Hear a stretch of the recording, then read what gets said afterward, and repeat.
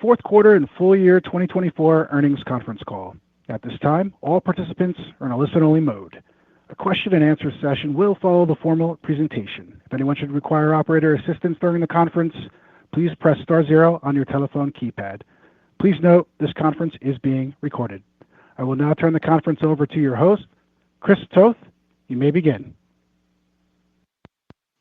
Thank you, Operator. Hello and good afternoon to everyone. Welcome to the Trade Desk fourth quarter 2024 earnings conference call. On the call today are co-founder and CEO Jeff Green and Chief Financial Officer Laura Schenkein. A copy of our earnings press release is available on our website in the Investor Relations section at thetradedesk.com. Please note that aside from historical information, today's discussion and our responses during Q&A may contain forward-looking statements. These statements are subject to risks and uncertainties and reflect our views and assumptions as of the date such statements are made. Actual results may vary significantly, and we expressly disclaim any obligations to update the forward-looking statements made today. If any of our beliefs or assumptions prove incorrect, actual financial results could differ materially from our projections or those implied by these forward-looking statements. For a detailed discussion of the risks, please refer to the risk factors mentioned in our press release and in our most recent SEC filings. In addition to our GAAP financial results, we present supplemental non-GAAP financial data. A reconciliation of the GAAP to non-GAAP measures is available in our earnings press release. We believe that presenting these non-GAAP measures alongside our GAAP results offers a more comprehensive view of the company's operational performance. With that, I will now turn the call over to co-founder and CEO Jeff Green. Jeff? Thanks, Chris, and good afternoon, everyone. Thank you for joining us today. 2024 was a record-breaking year for the Trade Desk. Total spend on our platform exceeded $12 billion, the highest in our history. Revenue for the year surpassed $2.4 billion, growing nearly 26% year over year as we continued to significantly outpace the broader digital advertising market. We generated over $1 billion in adjusted EBITDA and delivered more than $600 million in free cash flow. These accomplishments underscore both the strength of our platform and our ability to drive value for our clients in the fast-evolving digital advertising landscape. While we're proud of these milestones, I want to acknowledge upfront that for the first time in 33 quarters as a public company, we fell short of our own expectations. During COVID, we revised our expectations once along with the rest of the markets, but for the first time in 8 years, we missed the expectations we set, and it was our fault. When we were first contemplating going public about 10 years ago, many people advised me not to IPO. The most common reason was the valuations would be too low because no ad tech company had ever won Wall Street's trust and confidence for any reasonable period of time. I viewed that as a challenge then, and I still do now. I knew we had the business model, the TAM, the vision, the grit, and the people to break that mold, to do something that had never been done before. And the only way to do that was to make promises and keep them. Many people told us it couldn't be done. Our success to this point has been fueled, at least in part, by our ability to win trust with investors, partners, our industry, and our customers. There are very few things that rival that in importance to us. I want you to know that we take this moment seriously, and we want to assure our investors, partners, and customers that their trust is well-placed and deserved. Our brightest days are still ahead of us. But before I talk about that, I want to spend a few minutes sharing what we got wrong and the changes we are making to meet this moment and maximize our unique and growing opportunity. Starting off, let me explain it as I see it. What falling short of our own expectations does not represent. This didn't happen because the opportunity isn't as big as we thought. In this case, it isn't because of our competition either. For Q4, the reality is that we stumbled due to a series of small execution missteps while simultaneously preparing for the future. If this were a sporting event, we'd still have a championship caliber team. But in this particular game, we turned over the ball too many times. That said, we see a larger and faster growing market than we originally expected, which is why we have been making changes and will continue to do so. Simply put, as you've seen before, as companies grow and become increasingly complex, they need recalibration to unlock new opportunities. We are recalibrating our larger company for an even stronger future. In that effort, I want to highlight 4 major changes we've made at the trade desk in the last few months and some related initiatives that accompany them. First, we did the largest reorganization in company history in December. While we often make structural changes at the end of the year to improve our business, this was bigger than usual. For most people in the company, we provided a much clearer view of their roles and responsibilities, and for most, that also meant a change in reporting structure. Additionally, we streamlined client-facing teams, reducing complexity and clarifying responsibilities. Some team focus on brands, while others focus on agencies. Our commitment to agencies remains strong, but we are also expanding brand direct relationships, particularly through joint business plans, which grow 50% faster than the rest of our business. Second, beyond structural improvements, we've placed a stronger emphasis on internal effectiveness and scalability. Over the past 2 months, leadership has spent more time discussing operational improvements than at any other point in our history. While we've historically been focused on external opportunities, we understand that this moment requires us to scale our internal operations and continue hiring senior talent to support long-term growth. These changes position us to execute at a higher level and capitalize on the expanding market opportunities ahead. Third, we have increased our resource allocation on brands. A broader shift is occurring in the industry. Advertisers are becoming more strategic and data-driven in their media buying decisions, and that's great for us. While this shift has caused short-term fluctuations, it's ultimately aligned with our long-term strengths. We recognize that advertising will ebb and flow. At the same time, as advertisers prioritize precision and efficacy, our programmatic data-driven platform is becoming more essential than ever to brands and agencies. This is evident in the growing number of joint business plans, or JBPs, that we've secured with over 100 of the world's leading brands, many of them in the second half of last year. JBPs provide a structured, mutually beneficial framework for brands, their agencies, and the trade desk, and they reinforce the long-term value we bring to the industry. They also historically grow faster than the rest of our business. Fourth, we revamped our product development process, shifting back to smaller, agile teams that release updates weekly instead of drifting towards waterfall methods, which are less conducive to our fast-paced and changing industry. Our engineering team is now divided into nearly 100 Scrum teams with a system to more easily ship and collaborate with the business team on what has shipped and what will ship and when. I expect this to continue to accelerate Kokai enhancements and complete the transition of 100% of our clients from Solimar to Kokai during this calendar year. In Q4, there were a series of decisions we could have made to enhance the short-term performance of the company and neglect the long-term.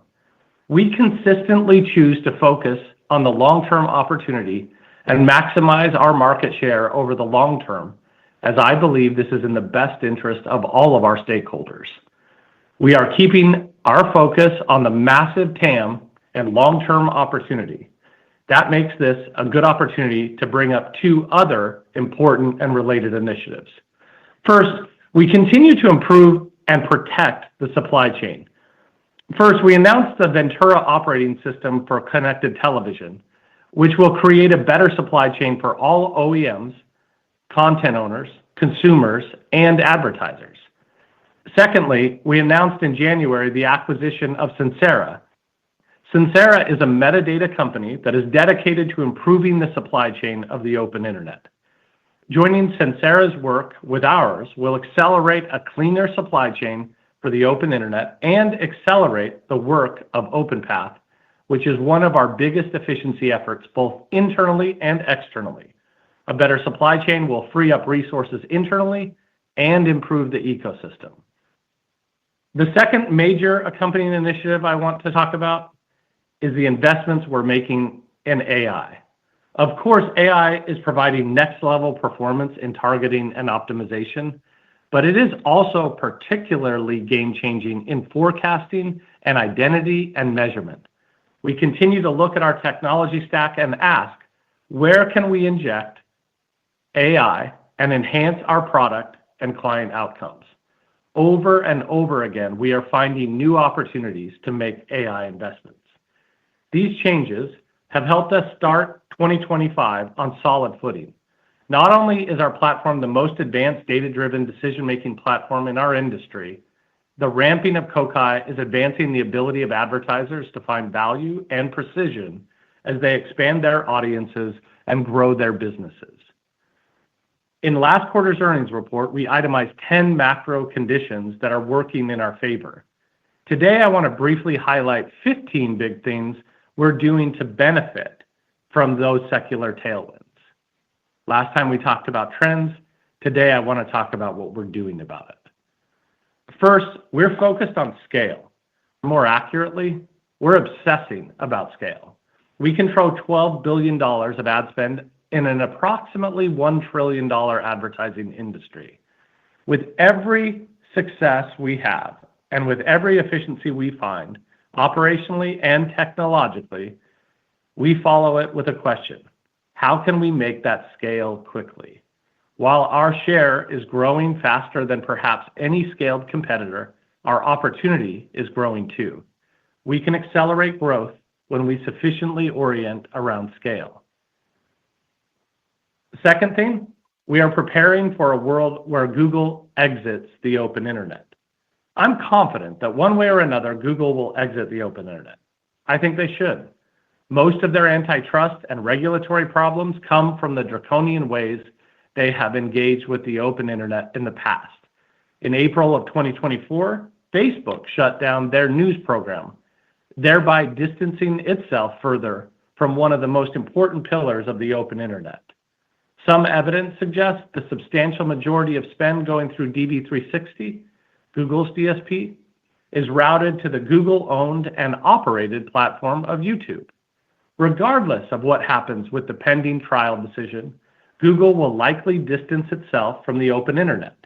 If and when Google exits the open internet, they will leave a big hole and a big opportunity for the rest of us. Relatedly, let's move to number 3. Third, we will promote and protect our objectivity more than ever. More and more, the only competitors we encounter today have the worst objectivity problems. Amazon is asking advertisers big and small for their advertising budgets. Meanwhile, Amazon competes with most of the Fortune 500 companies in some way, whether we're talking about Microsoft and cloud or P&G and CPG products or UPS or Nike or all the rest.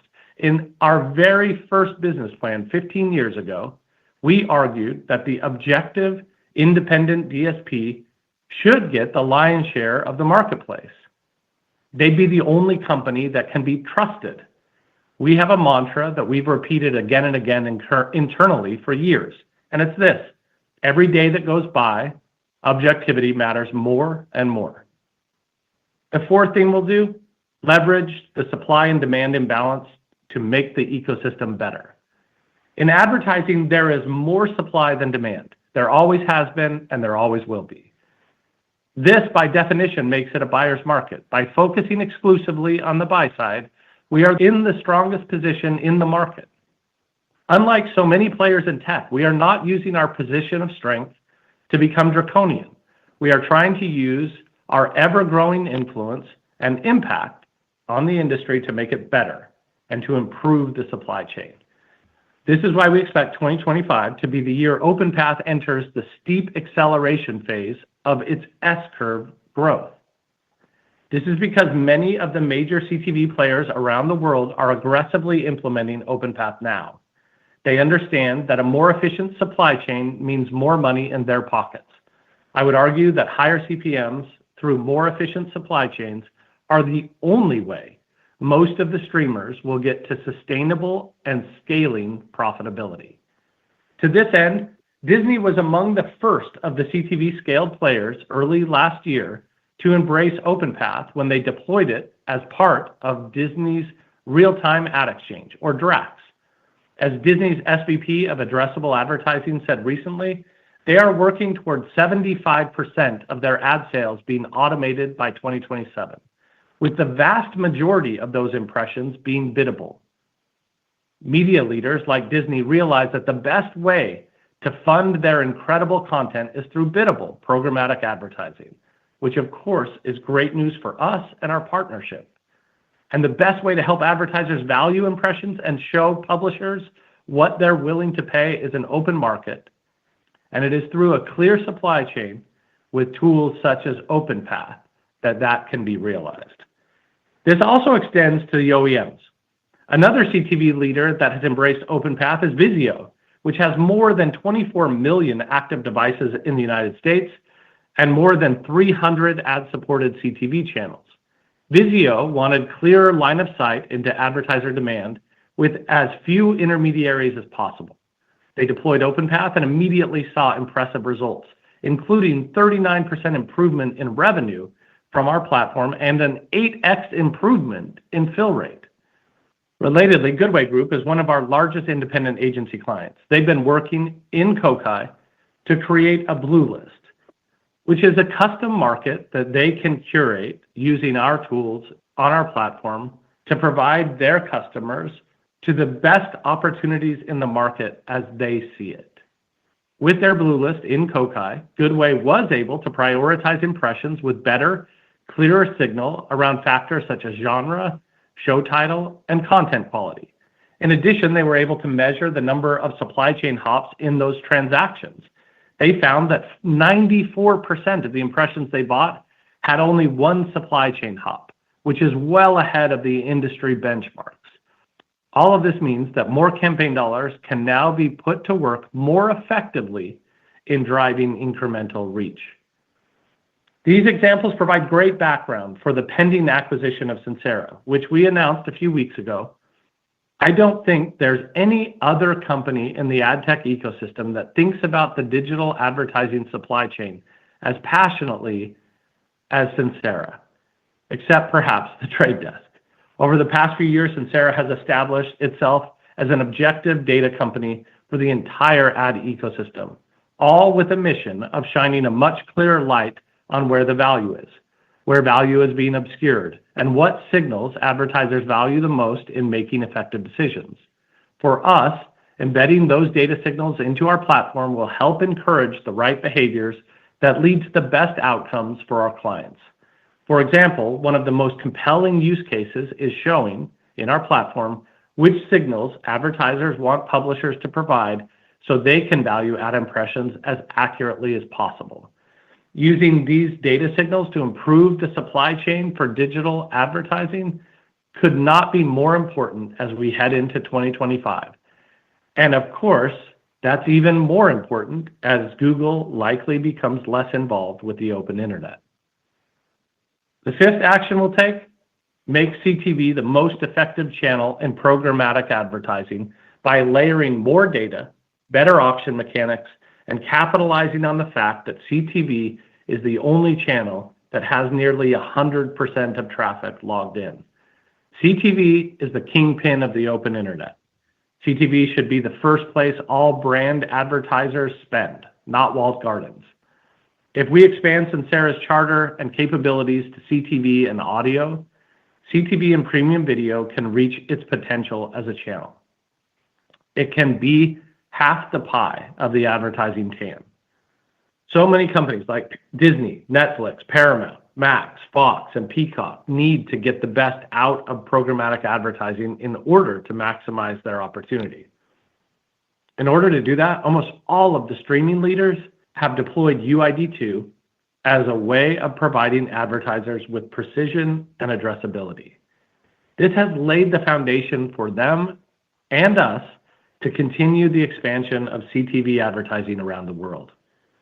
CTV continues to be our fastest growing channel, and as you know, it is also our largest channel. However, neither us nor any content owner thinks the status quo is anywhere close to what end state looks like. The sixth thing we'll do: make 2025 the best year audio has seen yet. I maintain that audio is still the most on-sale corner of the open internet. Companies like Spotify have been making changes to embrace the potential of programmatic advertising. They're making changes, and we're using AI partnerships to bridge the creative creation gap. I think this is one of the biggest opportunities in programmatic and one of the biggest opportunities for companies like Spotify to take their company to the next level. The seventh action item will move 100% of our clients to Kokai this year. Now, the majority already have, but today we're maintaining two systems, Solimar and Kokai. This slows us down. Kokai is more effective in almost every way. We are producing case study after case study as clients continue to lean into the features of our Kokai platform, every one of them showing the enhancements and effectiveness that goes up with the use of Kokai. As you know, Kokai represents our largest and most important platform overhaul ever. Some clients are still transitioning from our previous platform, Solimar, but well before the end of this year, I expect that all of our clients will be using Kokai exclusively. In all of the case studies coming out of Kokai, the consistent theme is accessing and acting on better data and signal. In CTV, advertisers act on authenticated logged-in user data rooted in UID2. The same is also happening in digital audio, where companies such as Spotify, SiriusXM, Pandora, and iHeartMedia have all recently embraced UID2 so that advertisers can act with precision on their logged-in audiences. And with retail data, advertisers can understand conversion rates and the impact of every ad dollar more clearly. 8, we will change the way the industry manages deals.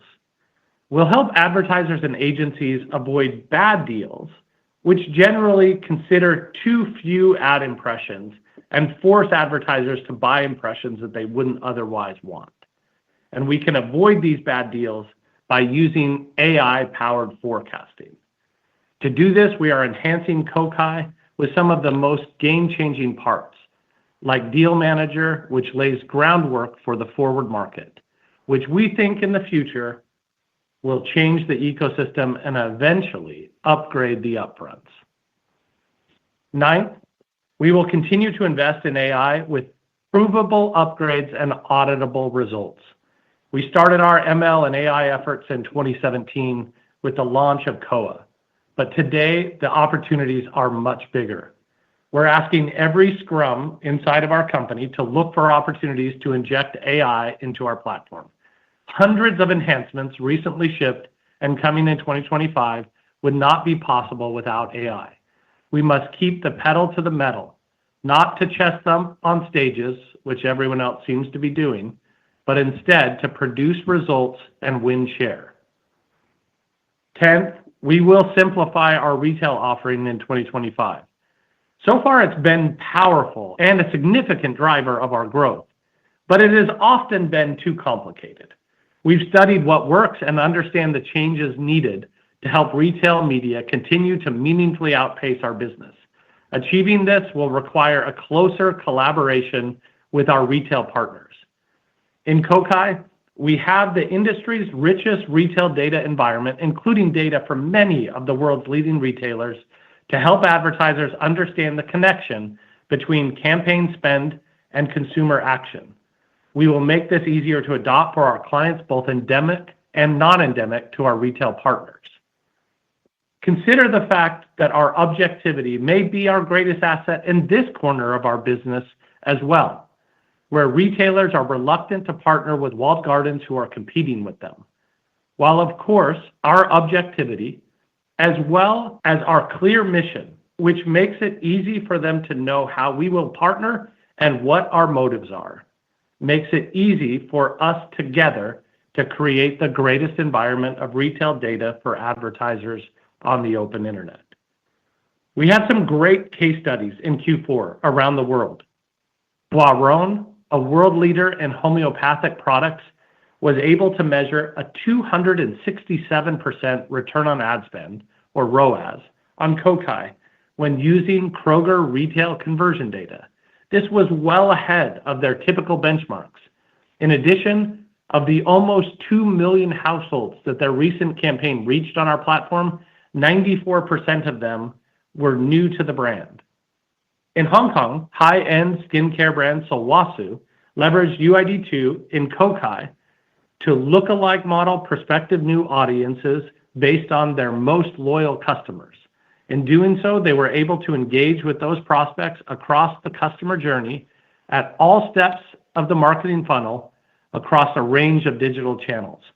As a result of this campaign approach, they were able to measure a 6x improvement in physical store visits, a 380% improvement in conversion rates, and an 80% lower cost per acquisition. Number 11, we will simplify our platform. As platforms mature, they add features, but that can make it more complex. We will continue to add features and powerful controls for the most sophisticated buyers in the world. However, we're finding ways to improve the experience and make decisions easier and also more intuitive for our users. 12, we'll use more data. We have another mantra: data-driven buying is better than guessing. Across all parts of our platform, we're using AI to help clients make better decisions, whether it is in making sense of complex data in real time when it may have previously taken weeks, or bringing retail conversion data to bear more often in enriching bid requests. 13, as I said at the beginning, we will focus on joint business partnerships, or JBPs. JBPs are joint innovation partnerships where agencies and brands collaborate with us to grow our relationship and drive programmatic innovation. They grow about 50% faster than the rest of our business. Brands will generally continue to work with agencies, but they also understand that programmatic is becoming a larger and more important element of their campaign planning. As a result, programmatic decision-making is happening at a higher and higher level within brands, and this presents a tremendous opportunity for the Trade Desk to grow our brand relationships and share. Number 14 on our action item list, we have already revised and will continue to revise our product process. As we grow, it is essential that our product development process remains agile, even as it has to ingest more inputs from more stakeholders. We'll do this with a clear focus on what we're delivering week by week, which continues to be at the bleeding edge of ad tech innovation. And then lastly, number 15, we'll hire senior leadership to take us to the next level. I believe that over the next few years, we will double the number of senior leaders in the company, at the VP level and above especially, including some very key senior level appointments in my org. This is a natural part of a high-growth company's journey. We want to scale the Trade Desk significantly in the years ahead, and that means ensuring we have the right kind of leadership rigor across the company while preserving the best elements of what we've done so well so far. To wrap up, the opportunity is bigger than ever. We need to keep evolving our company structure to meet that opportunity and realize our potential and the potential of the open internet. We are obsessing about ways to drive differentiation and growth. We are constantly innovating our platform in order to do that, most recently with constant upgrades to Kokai. We're able to make these investments because of the profitability of our business model.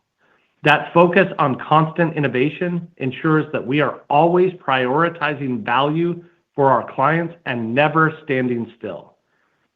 We will always have a long-term view of where the value in our industry is shifting and how we can then innovate to deliver that value to our clients as rapidly as possible.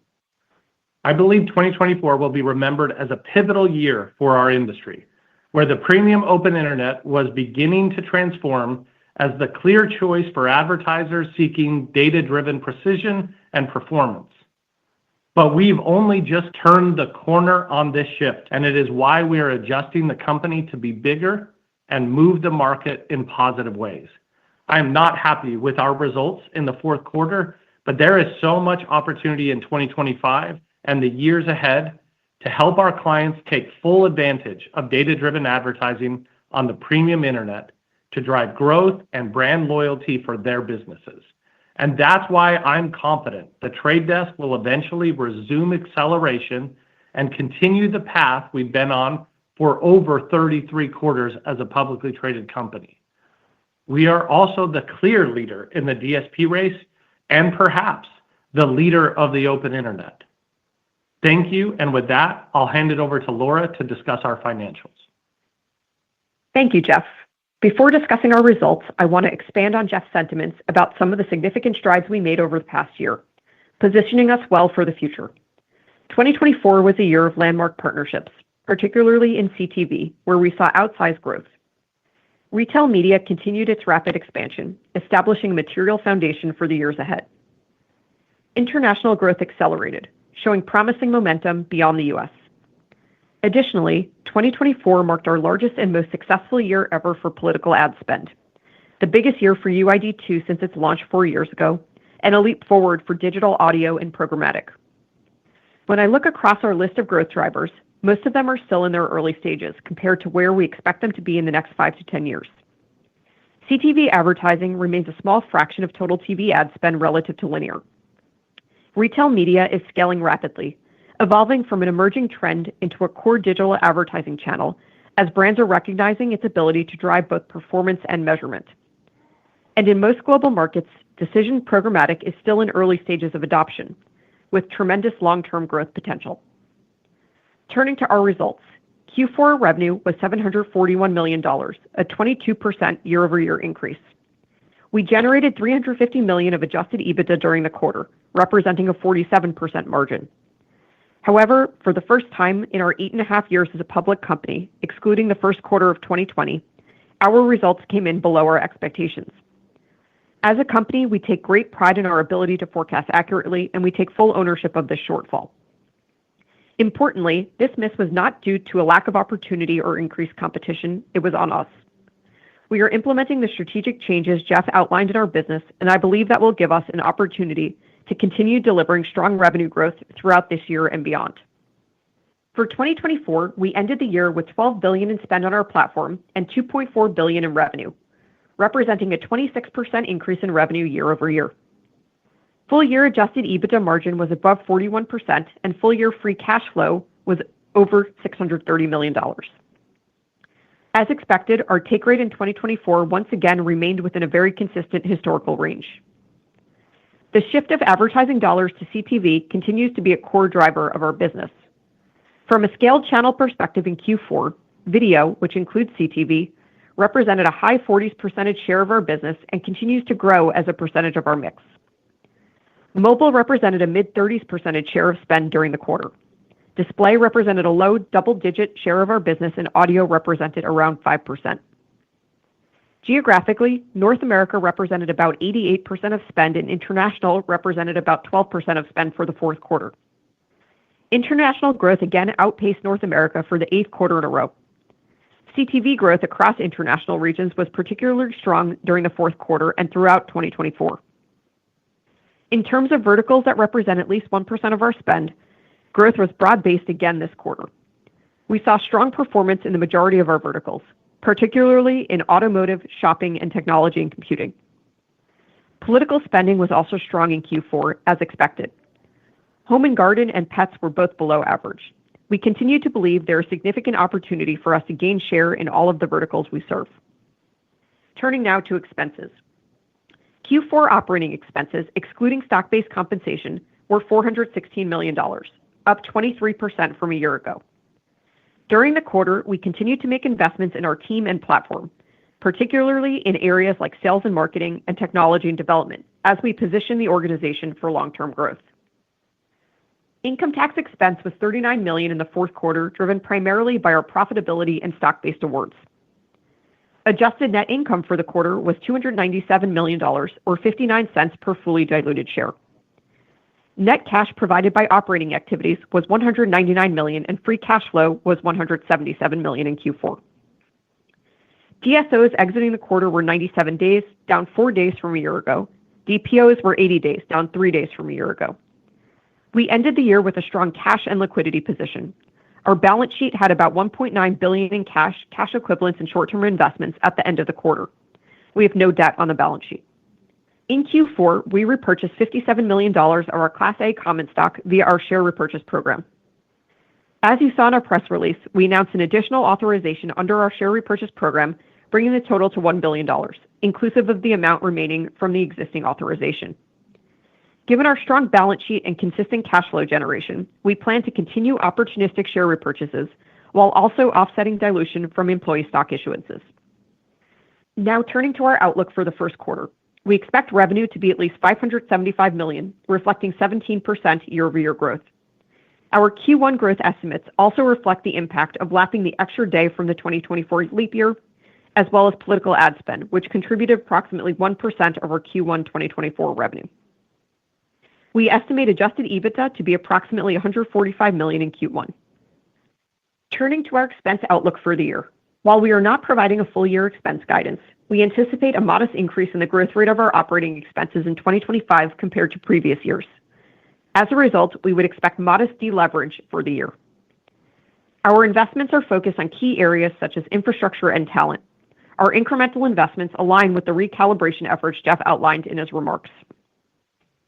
Our capital intensity remains low, and we expect CapEx to be approximately 5% of our total revenue. We expect another strong year of cash flow generation. We continue to manage the business with a balanced perspective that allows us to weigh investment opportunities while retaining flexibility for margin improvement. In closing, while the back half of 2024 did not end exactly as we had hoped, our long-term trajectory remains strong. I'm optimistic about 2025. We continue to lead in a rapidly growing industry, delivering profitable growth and gaining significant market share. Our momentum is fueled by a strong set of growth drivers, including the ongoing secular shift to CTV, enhanced measurement through retail data, international expansion, a robust identity framework, supply chain improvements, and the ability to drive long-term leverage in our model. As we look ahead, we remain confident in our ability to sustain this growth and capitalize on the opportunities before us. While we are not providing a full-year 2025 revenue outlook, we expect that our recalibration efforts and strategic investments will position us for continued strong growth throughout 2025 and beyond. That concludes our prepared remarks. And with that, operator, let's open up the call for questions. Thank you. At this time, we will be conducting a question-and-answer session. If you would like to ask a question, please press star one on your telephone keypad. A confirmation tone will indicate your line is in the question queue. You may press star two if you'd like to remove your question from the queue. For participants using speaker equipment, it may be necessary to pick up your handset before pressing the star keys. One moment, please, while we poll for questions. Once again, please press star one if you have a question or a comment. The first question comes from Shyam Patil with SIG. Please proceed. Hey, Jeff. As you know, I've been covering you guys since you've been public and following the company long before that. And until now, for over 8 years, you guys have had an amazing run where you've hit your guidance every single time. Just wondering, can you just talk about what went wrong in the fourth quarter where you guys came in below your expectations? Thank you. Yeah, thanks, Shyam. Really appreciate the question. So first, let me own that we missed our own expectations, as you point out, which is, in my mind, very different from missing Wall Street's expectations. So when we set our guide and set our expectations, I view that as a commitment. It's understandable at a moment like this for those outside the company, especially shareholders, to be wondering, what does this mean? Is the opportunity not as big as the Trade Desk claims, or is it different than what they thought? Is the company not executing? Is there something wrong? If so, is it big or is it small? And I just want to be super clear. We missed because we had a series of small execution missteps. We needed to execute while simultaneously trying to prepare for our future, and we made a number of small mistakes, and trade-ups that compounded. To, again, compare it to a pro sports team, we have a championship team. We've proven that for the last 8 years as a public company. But we turned over the ball too many times in this game, and that's why we lost the game. The opportunity is not smaller than we thought. In fact, it's the opposite. My focus the last quarter and now is about recalibrating the company to become a bigger company because we're facing a bigger opportunity faster than we thought. So I just want to reiterate some of the changes that we've made, and we're we're making those to make certain that this doesn't become a pattern. So here's a couple of those. First, for most people in the company, we provided a much clearer view of roles and responsibilities, and that also meant a change in reporting structure in what was the biggest reorg in the history of the trade desk. Second, in engineering, we've reviewed the way that we ship product, our overall product process, and we've implemented a process of smaller agile teams who ship product every week. Some teams have drifted to be a little bit too waterfall-like as we strive for big milestone releases like Kokai, and we've structured to be more agile again. And in most cases, we've created 2 pizza teams that ship product every week. As I mentioned before, these are roughly 100 scrum teams, very small teams to be very agile that are shipping frequently. We've historically been one of the most focused and most productive engineering teams ever appointed at AdTech. I think we still are, but we can be more efficient than we are today. Third, we also restructured our client-facing teams.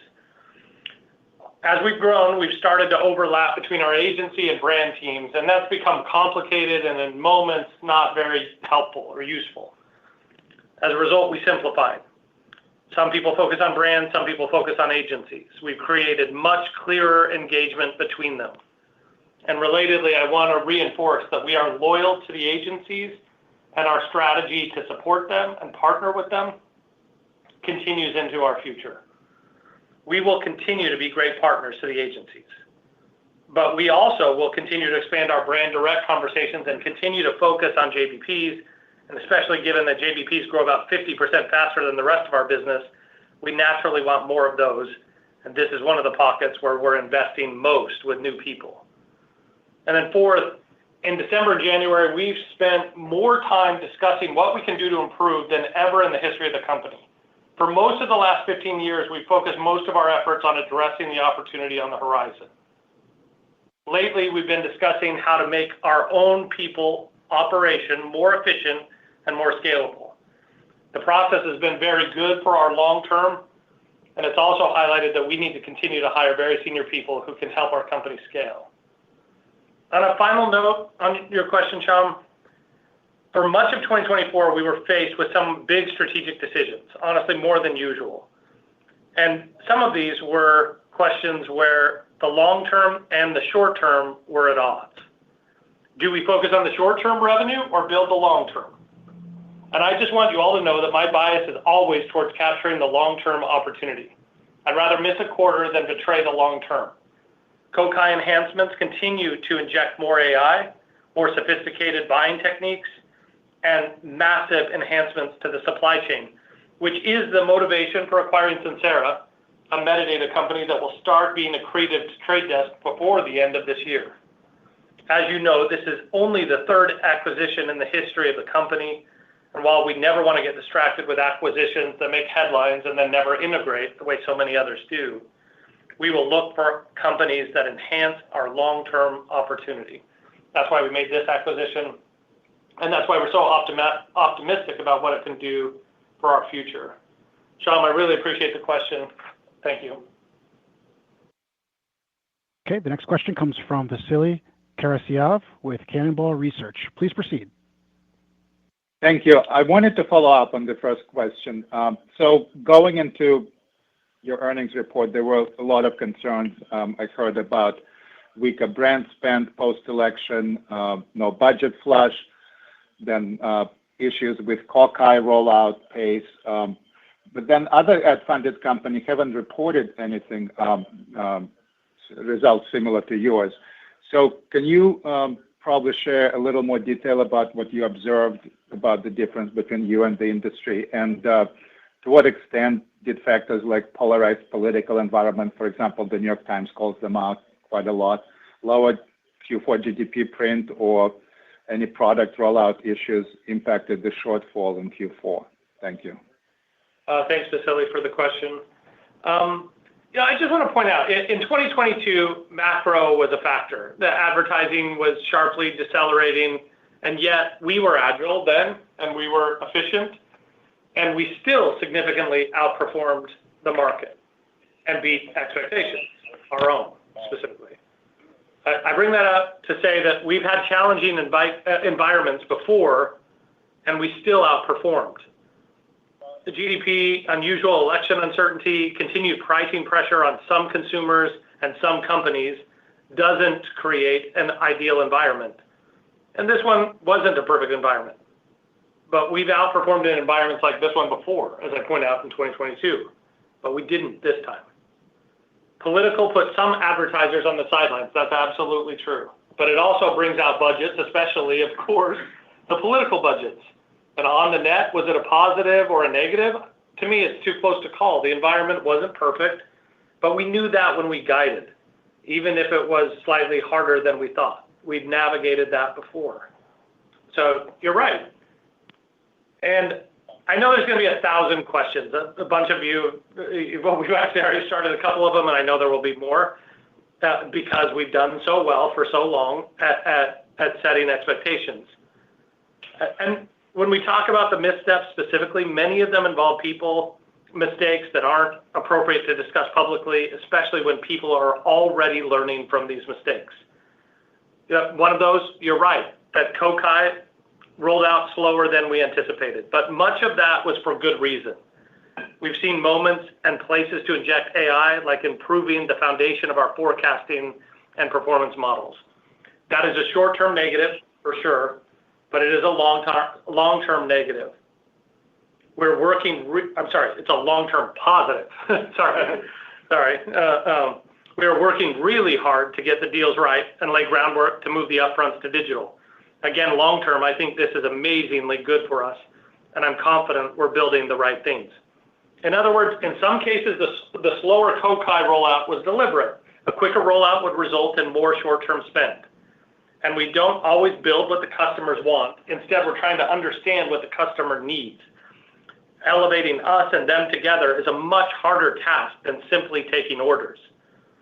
So as it relates to the internal changes, I think it's best to operate a company with our talent and the opportunity that we're facing to build the org and the team of the future as fast as possible so that we capture the most market share possible at end state.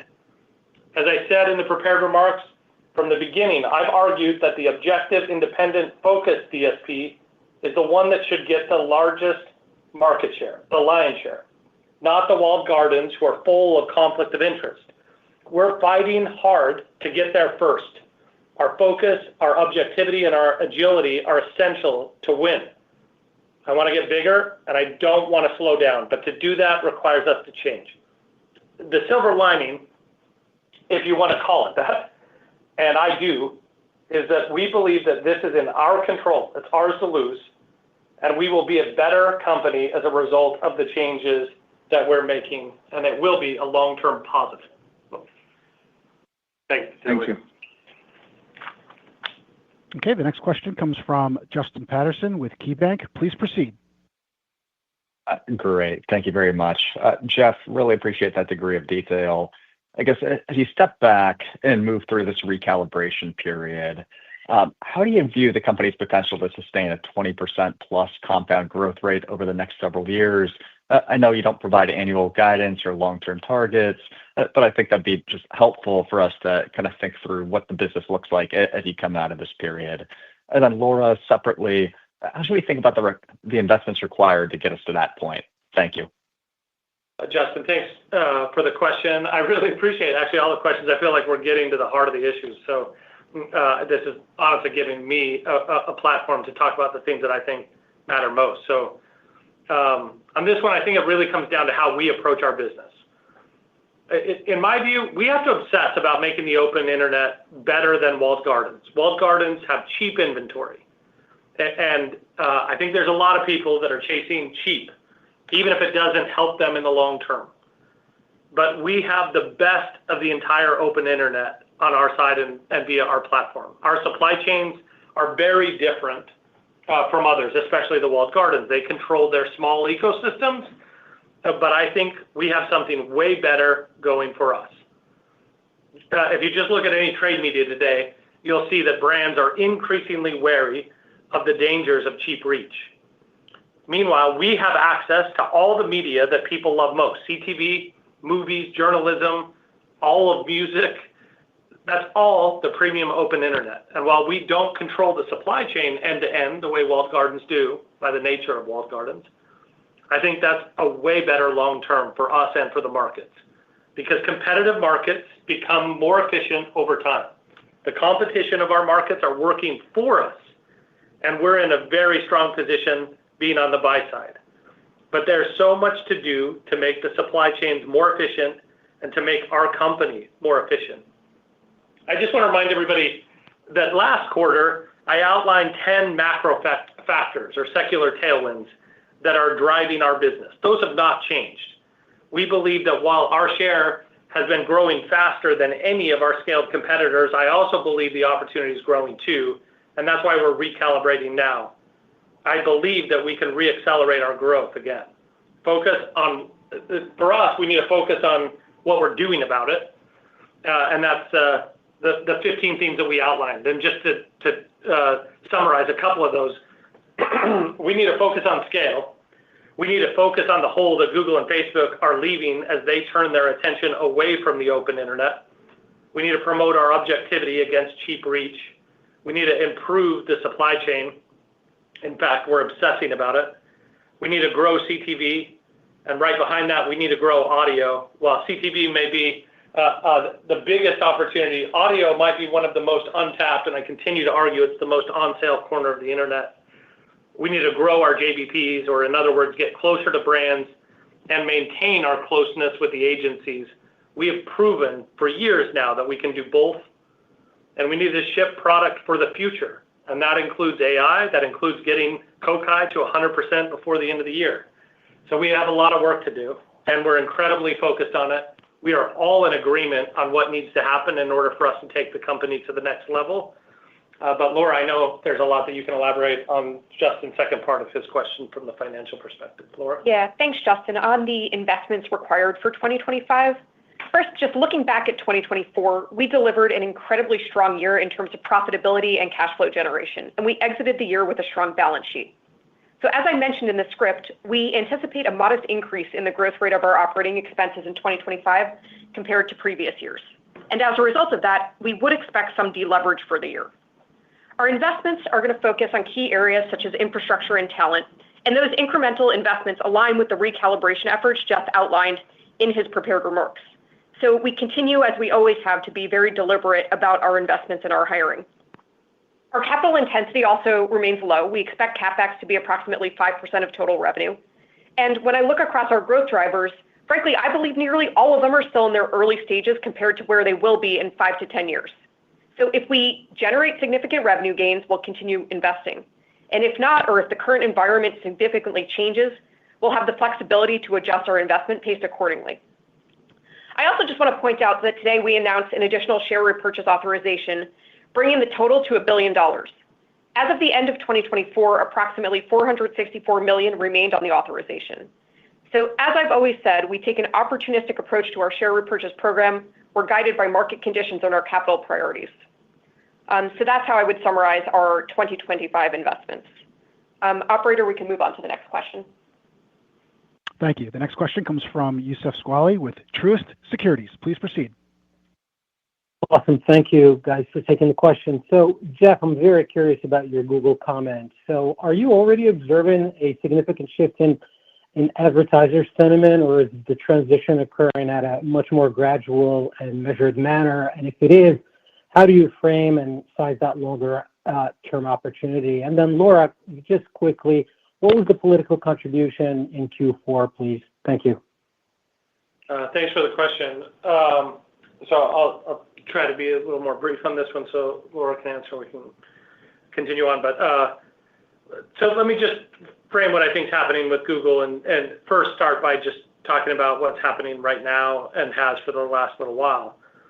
The network business at Google has been shrinking for years. And to me, this is evidence of the deprioritization. Google continues to focus on Gemini and cloud and AI and search and YouTube.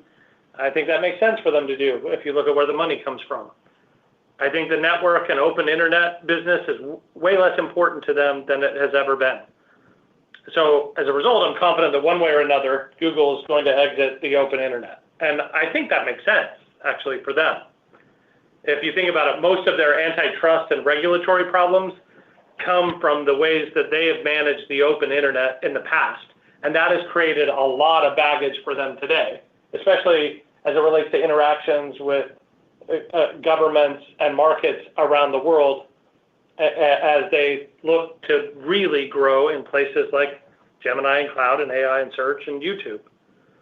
So if you then look more closely at where we compete specifically, and I've often said, we don't compete with big Google, we compete with the 27th highest priority at Google, which was once DV360, and now I believe that has been downgraded. We compete with something like the 47th highest priority at Google.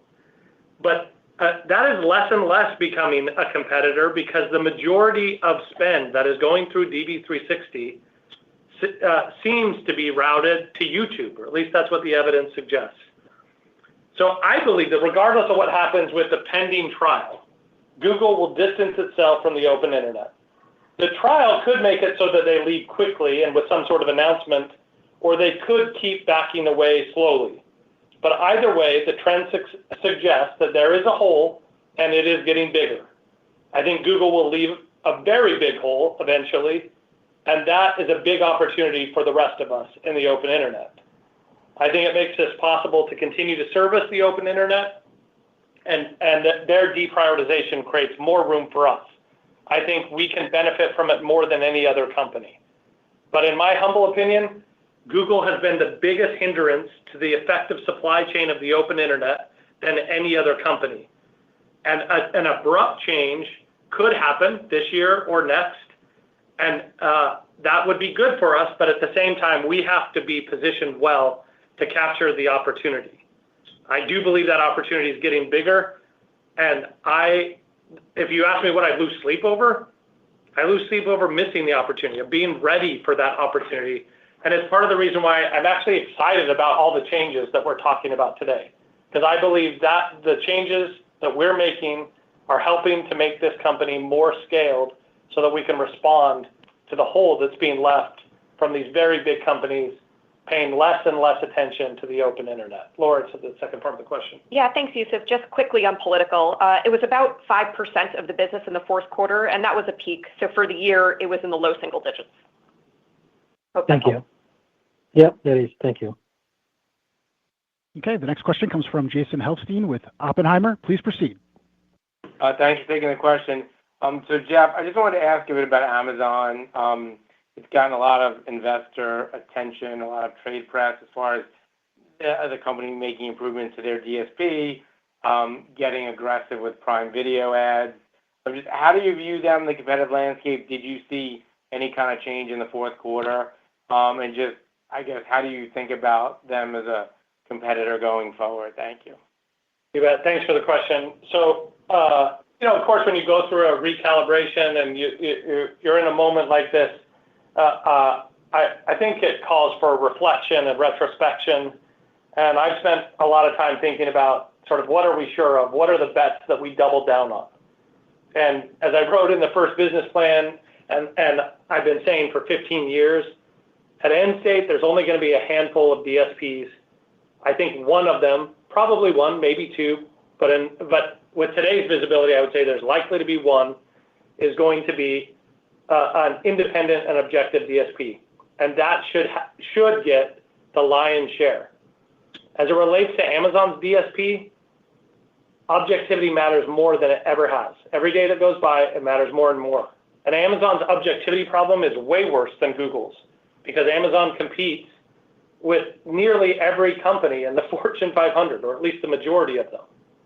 But I know there's a lot of focus that goes to Amazon as it relates to advertising. And I think it's really important that investors parse out the three roles that Amazon plays in advertising. The biggest one, by far, is that they are a search engine, competing with Google's core business, if you will. And that is the biggest source of revenue for them in advertising. The second is probably Prime Video. And I think that one's very interesting because I think that the right way to look at them is somebody like Paramount or like Fox. They are creating premium content, and they've created a lot of ads as a result of that. But I see no reason why that shouldn't join the premium open internet and that we shouldn't partner with them on that. And I do think long term that's in their best interest and ours as they think to monetize that. And as we've talked about before, I believe Amazon tends to look at things separately and try to get every department to be profitable on their own. And I do think that creates a big opportunity for us. As it relates to the DSP itself, again, they have an objectivity problem. That's a much, much smaller business than the other two. And I think that particularly the second one represents an opportunity for partnership. The third is a competitor that I don't view nearly the competitor that most of the other players in the space are, simply because of their objectivity problem that over time I think gets worse for them. So I'm excited about what that means for us and for our future and our prospects to compete in what I think will be a more and more competitive market as the TAM gets bigger. Thanks, Jason. Okay, the next question comes from Jessica Reif Ehrlich with BA Securities. Please proceed. Yes, thank you. One for Jeff and one for Laura, if it's okay. Jeff, it seems like OpenPath is at a tipping point this year, and it was one of your top 5 priorities or focus. Can you talk a little bit about the details, the plans for the coming year, and also how the acquisition of Sincera will contribute to OpenPath's adoption? And then for Laura, can you give us some color on the expense ramp? Your Q1 guide implies pretty significant margin compression. So is that indicative of full year margin deleveraging, as you said, or is Q1 kind of the biggest impact in the operating expense ramp? Thanks, Laura. Appreciate the question. So let me just first remind everybody what OpenPath is. Basically, we made it possible for the biggest content owners in the world to integrate with us directly. So if they choose to do their own yield management or build it themselves, they don't need to use an SSP. They can be an SSP themselves if they'd like to. We expect that many of the biggest content owners in the world will take this route, especially in CTV and audio, because it's financially worth it for them to do it, and they want to control their own fate as it relates to yield optimization. So we've made it possible for them to plug into us directly. It's taken us a little bit of time to get them to do so because we've historically not partnered on that level, as well as mostly it's because they have to build technology in order to do that on their own. But we've had that option available for a couple of years. As streaming wars and competition heats up, as well as the fact that SSP's business models have become more and more at odds with CTV content owners and with streamers of all kinds, including audio. It makes it so that they are all interested in doing a direct integration with us and managing their own yield management. And so because of the number of deals that we've signed recently, we're extremely confident that 2025 will be the year that we enter the steep part of the S-curve, and that we've been paying our dues for years, and that this will pay off this year. As it pays off this year, we think that means a more effective supply chain. And in order to ensure that that happens, we also bought Sincera, the metadata company that helps us evaluate what's happening across the entire supply chain, to make certain that we have visibility, as well as we provide visibility to the open internet, so that they can know what changes to make in order to make the supply chain more effective. It's not something we're trying to keep for ourselves, but to use to make certain that everybody in the ecosystem knows how to make a more effective supply chain. This is what I was talking about before, where I believe that we have a more difficult burden than other players in the space, in the sense that we are leading the open internet and can make the entire supply chain more effective if we play the right role. And I think we found a way to do that with the Sincera acquisition, which will create more price discovery, create better standards, and will make it so that we are only buying the inventory from those who describe it best and describe it accurately. And if they don't, we won't buy it. And that is a luxury that we have as the supply-demand imbalance grows every single day. Laura, you're part of that. Yeah, Jessica, with regards to your question about Q1 EBITDA, I did mention in the script that we do anticipate a modest increase in the growth rate of our operating expenses in 2025 and that we'd see some deleverage for the year. I wouldn't recommend thinking about it linearly. Typically, in our business, EBITDA improves as the year progresses, which is just driven by our investment choices and seasonality in the business. Thanks, Jessica. And John, we have time for one more question. Thanks, Jessica. Yes, our last question comes from Mark Mahaney with Evercore. Please proceed. Okay, thanks. I don't know of another company that's 32 for 33, so you've obviously been doing something right. Two questions I wanted to ask. Jeff, you mentioned senior leadership that you want to hire, so can you riff on that a little bit, like in what areas? And then second, you mentioned resuming acceleration in revenue. So at a high level, forget about the numbers and specific timing. What factors, like could you triage them? What factors would most contribute to a reacceleration in revenue at some point? Thanks a lot. Thanks, Mark. Really appreciate it. I'll highlight one of the areas where I think that we can hire. Let me first just say I appreciate the compliment. I am super proud of the fact that we have done this 32 quarters in a row. And while I'm disappointed that we didn't do it this time, we knew at some point we would have to miss. And as I've said to the team, I'm excited for the opportunity to prove to the world what happens next. That we know that people will be responding or looking to see how we respond. And I'm actually grateful for the opportunity. So on that level, I think one of the things that we have to do is we have to keep adding to our team and looking to how we can enhance our go-to-market. One thing, we make the sports analogies, but one thing that's very different about that is, if you're playing basketball, you put 5 guys on the court. That's different in business where you can just add to the team. And I think there's some opportunities for us to get more efficient. We've done all of this without a COO for some time. There is absolutely no reason why we shouldn't add a world-class COO to the team.